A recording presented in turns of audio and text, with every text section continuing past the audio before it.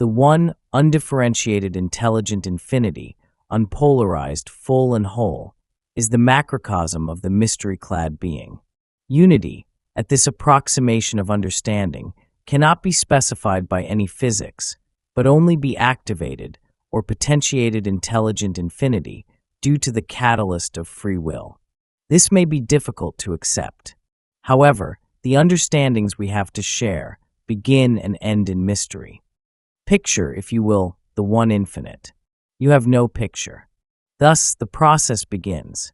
The first distortion, free will, finds focus. This is the second distortion, known to us as logos, the creative principle or love. This intelligent energy, thus, creates a distortion known as light. After this point, the manyness of distortions are equal one to another. From these three distortions come many hierarchies of distortions, each having its own paradoxes to be synthesized, no one being more important than another. In the first distortion of the law of one, it is recognized that the Creator will know itself. The second distortion is defined against the background of intelligent infinity or unity, or the one Creator with the primal distortion of free will. The term love, then, may be seen as the focus, the choice of attack, the type of energy of an extremely, shall we say, high order, which is of an ordering nature due to its enabling function. It causes intelligent energy to be formed from the potential of intelligent infinity and orders in a cumulative way, from greater to lesser, so that when its universe, as we may call it, is complete, the manner of development of each detail is inherent in the living light and thus will develop in just such and such a way. This then may be seen to be an object rather than an activity by some of our peoples, and the principle of this extremely strong energy focus being worshipped as the Creator instead of unity or oneness from which all loves emanate. The third or vibrational distortion of infinity, light, or to use a technical term, limitless light, is the first manifestation visible to the eye of the body complex which we inhabit. This light, or what we have called the photon, is the simplest manifest being. In relationship to energy centers, it may be seen to be the center or foundation of all articulated energy fields. The second distortion, love, is the great activator and primal co-creator of various creations, using intelligent infinity. Each love, as we term the prime movers, comes from unity of infinite strength, the finite qualities being chosen by the particular nature of this primal movement. Love uses light and has the power to direct light in its distortions. Thus, vibratory complexes recapitulate in reverse the creation in its unity, thus showing the rhythm or flow of the great heartbeat, if you will use this analogy. As far as we are aware, we are in an infinite creation.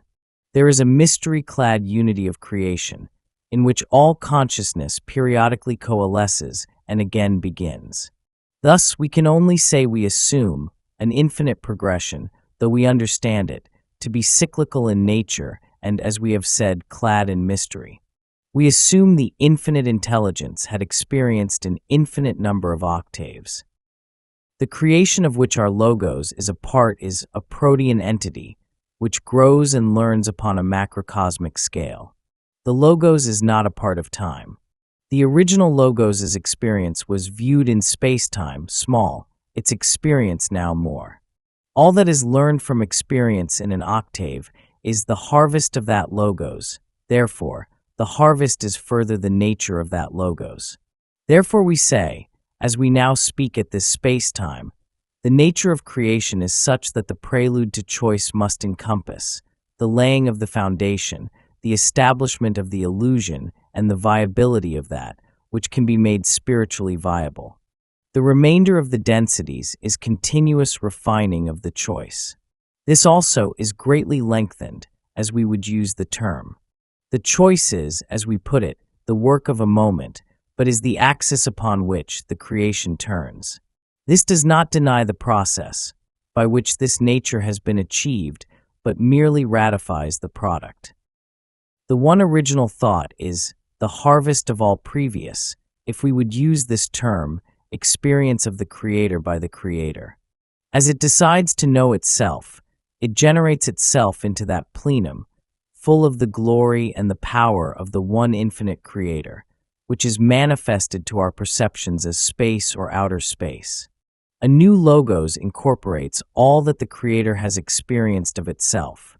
Each generation of this knowing begets a knowing, which has the capacity, through free will, to choose methods of knowing itself. Therefore, gradually, step by step, the Creator becomes that which may know itself. The closer to the, shall we say, beginning of the manifestation of the logos, the star is, the more it partakes in the one original thought. This is for the purpose of refinement of the one original thought. Thus, the portions of the Creator partake, less purely in the power of the original word or thought. The Creator does not properly create, as much as it experiences itself. In the beginning of the creations set up by each logos, intelligent energy creates the complete potentials, both electrical, in the sense of the one we call Larson, and metaphysical. It then being the function of consciousness complexes, to begin to use the physical materials, to gain experience, to then polarize in a metaphysical sense. This metaphysical electricity is as important in the understanding, shall we say, of this statement, as is the concept of electricity. This concept deals with potentiated energy. The true mass of the potentiated energy is the strength of the field. This is also true metaphysically. In such a way, we may conveniently consider each density of being to have a greater and greater spiritual mass. Spiritual mass is that which begins to attract the outmoving and ongoing vibratory oscillations of beingness into the gravity, speaking in a spiritual sense, well of the great central sun, core, or creator of the infinite universes. That we speak of as gravity is a manifestation of a spiritual event or condition of livingness, and may be seen as the pressing towards the inner light love, the seeking towards the spiral line of light, which progresses towards the Creator. Thus, the metaphysical and physical are inseparable. There is the corresponding and equally important metaphysical nature of gravity. The spiritual mass increases, shall we say, significantly, but not greatly until the gateway density. In this density, the summing up, the looking backwards. In short, all the useful functions of polarity have been used. Therefore, the metaphysical electrical nature of the individual grows greater and greater in spiritual mass. Thus, the seventh density being, the completed being, the Creator who knows itself, accumulates spiritual mass and compacts into the one Creator once again.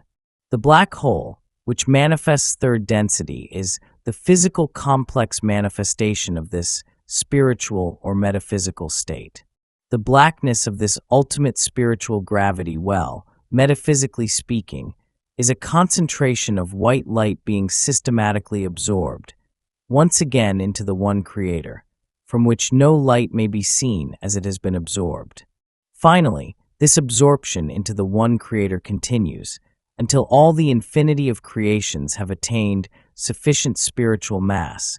The entire creation infinitely coalesces, the light seeking and finding its source, and thusly ending the creation. This octave density is both omega and alpha, the spiritual mass of the infinite universes, and all form once again the great central sun or Creator, if you would so imagine it, of the intelligent infinity awaiting potentiation by free will. Thus, the transition of the octave is a process which may be seen to enter into timelessness of unimaginable nature. To attempt to measure it by our time measures would be useless. In each beginning there is the beginning from infinite strength. The Logos has the plan of all the densities of the octave, in potential completion before entering the space-time continuum in first density. The Logos creates all densities, both the space-time densities and the accompanying time-space densities. Free will acts as a catalyst. Consciousness then begins to have the potential to experience. The potentials of experience are created as a part of intelligent energy and are fixed before experience begins. However, there is always, due to free will acting infinitely upon the creation, a great variation in initial responses to intelligent energy's potential. Thus, almost immediately, the foundations of the, shall we call it, hierarchical nature of beings begins to manifest as some portions of consciousness or awareness learned through experience in a much more efficient manner because of the function of the will and, shall we say, the attraction to the upward spiraling line of light.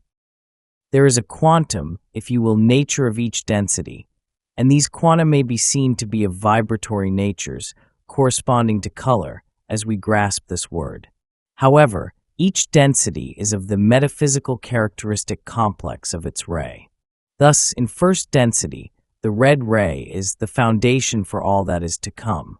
In second density, the orange ray is that of movement and growth of the individual, this ray striving towards the yellow ray of self-conscious, manifestations of a social nature as well as individual, third density being the equivalent, and so forth, each density being primarily its ray, plus the attractions of the following ray, pulling it forward in evolution, and to some extent coloring or shading the chief color of that density. However, the frequency that is the basis of each density is what may be called a true color. This term is impossible to define, given our system of sensibilities and scientific measurements, for color has vibratory characteristics both in space-time and in time-space. The true color is then overlaid and tinged by the rainbow of the various vibratory levels within that density and the attraction vibrations of the next true color density.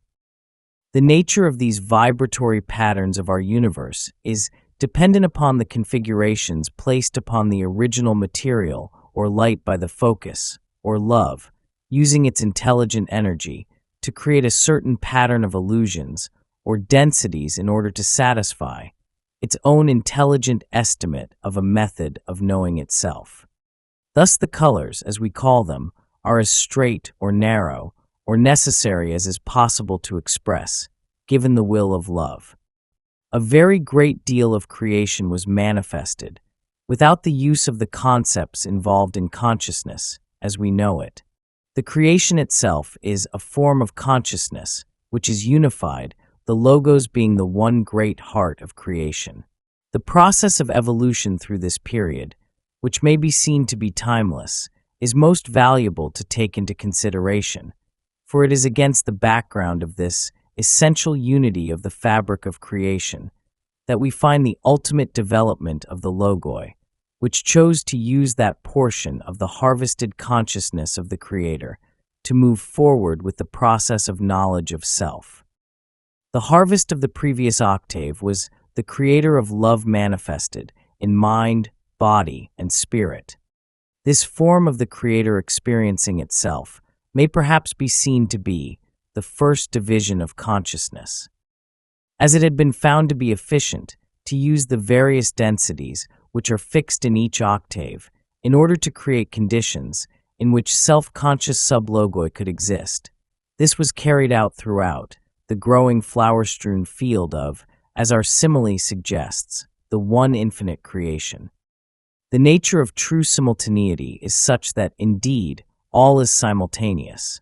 However, in our modes of perception, we would perhaps more properly view the seeding of the creation as that of growth from the center or core outward. There is a center to infinity. From this center all spreads. Therefore, there are centers to the creation, to the galaxies, to star systems, to planetary systems, and to consciousness. In each case, we may see growth from the center outward. In the case of the galactic systems, the first manifestation of the logos is a cluster of central systems which generate the outward swirling energies producing, in their turn, further energy centers for the logos, or what we would call stars. Much of what we call creation has never separated from the one logos of this octave and resides within the one infinite Creator. That which is learned by one is known to all. To be aware of the nature of this communication is to be aware of the nature of the logos. Communication in such an environment is the communication of cells of the body. The sublogoi, then, have been in the position of refining the discoveries of what might be called the earlier sublogoi. Those what we would call early logoi, which chose lack of free will foundations, to all extents with no exceptions, founded logoi of the service to others path. Various logoi and sublogoi had various methods of arriving at the discovery of the efficiency of free will in intensifying the experience of the creator by the creator.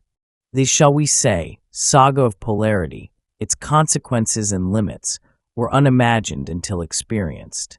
However, in each case the experiment of veiling started farther out from the center of galaxies. The particular logos of our galaxy has used a large portion of its coalesced material to reflect the beingness of the Creator.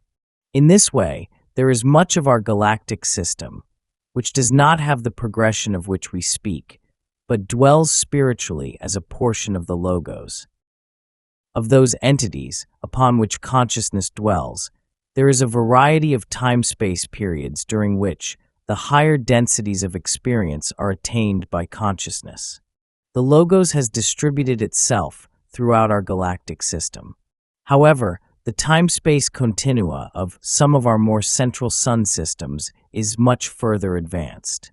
The spiritual density or mass of those more towards the center of our galaxy is known.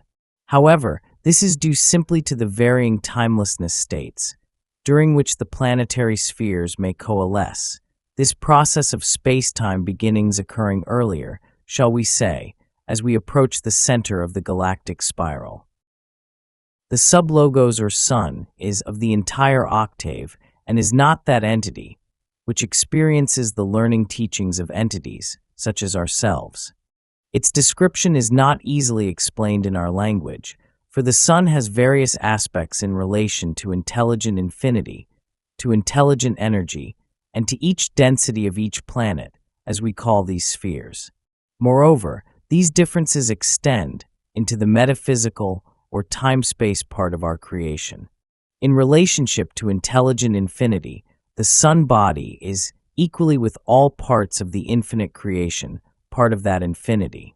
In relation to the potentiated intelligent infinity, which makes use of intelligent energy, it is the offspring, shall we say, of the logos for a much larger number of sublogoi. The relationship is hierarchical in that the sublogos uses the intelligent energy in ways set forth by the logos and uses its free will to co-create, shall we say, the full nuances of our densities as we experience them. In relationship to the densities, the sun body, as we would say, may physically be seen to be a large body of gaseous elements undergoing the processes of fusion and radiating heat and light. Metaphysically, the sun achieves a meaning to fourth through seventh density, according to the growing abilities of entities in these densities, to grasp the living creation and co-entity or other self nature of this sun body.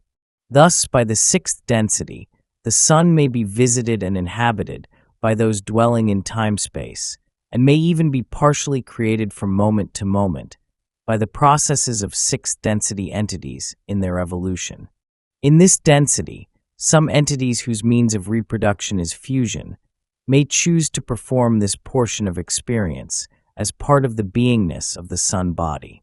Thus, you may think of portions of the light that you receive as offspring of the generative expression of sixth density love. One example of logos that is sub to our sun is our mind-body-spirit complex. Every entity that exists would be some type of sub or sub-sub logos. This is true down to the limits of any observation, for the entire creation is alive. A planetary entity is so named only as logos if it is working in harmonic fashion with entities or mind-body complexes upon its surface or within its electromagnetic field. The creation of the one infinite creator does not have a metaphysical polarity, shall we say positive or negative, as we've been using the term. Entities through the level of planetary have the strength of intelligent infinity through the use of free will, going through the actions of beingness. It is only when the planetary sphere begins harmonically interacting with mind-body complexes, and more especially mind-body-spirit complexes, that planetary spheres take on distortions due to the thought complexes of entities interacting with the planetary entity.